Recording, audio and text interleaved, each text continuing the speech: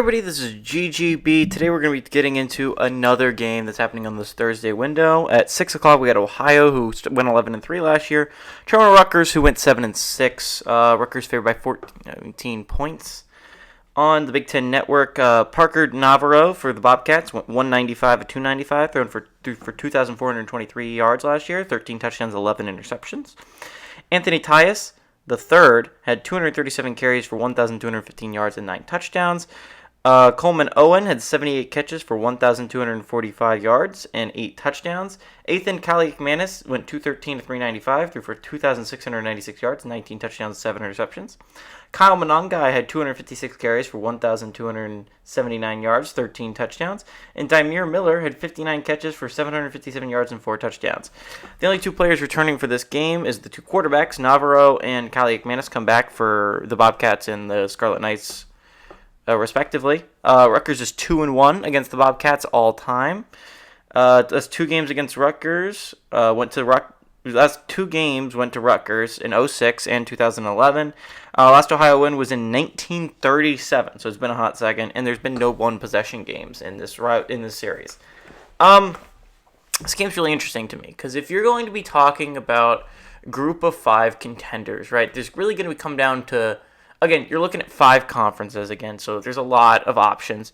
But in the Mountain West, you're going to be talking almost exclusively about Boise State. I mean, some people have mentioned UNLV, but after that game against Idaho State in Week 0, I think those people are far and few between, right?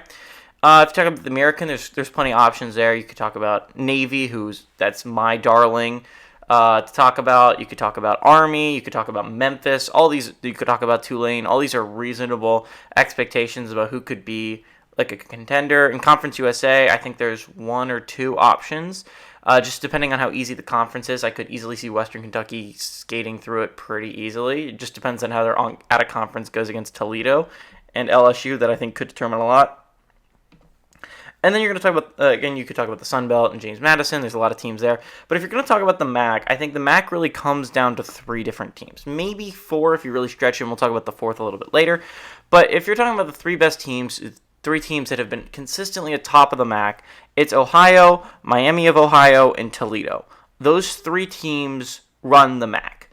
And Ohio was great last year. I don't know if they won the MAC. I think that went to Miami, Ohio.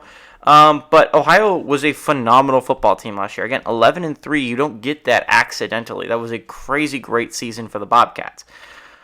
Again, I think their schedule is rough. I think it's going to work out a little bit bad for them if they want to make this playoff push. But I think the MAC's really an interesting conference, because they normally steal at least a game from the Big Ten, right? The Big Ten and the MAC, they schedule each other, and normally there's a random MAC upset that is really interesting. And this could legitimately be it. You're looking at this game, you got Rutgers, who, again, brings back their starting quarterback, but Kaliakmanis was not what made them special last year. That was Monangai. And you're just looking at it. Navarro wasn't insanely great last year. He mostly just gave the ball to Tyus.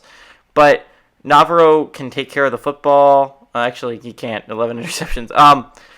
There's some things to like about Navarro's game. I think that what is stopping me from picking Ohio here, and why I'm leaning Rutgers, is I don't have a lot of faith in that quarterback. If he was amazing, I honestly would pick Ohio here for the upset. But I kind of like Rutgers to win this one. I think it's going to be weirdly close. I think Rutgers is the better team, but not like drastically better.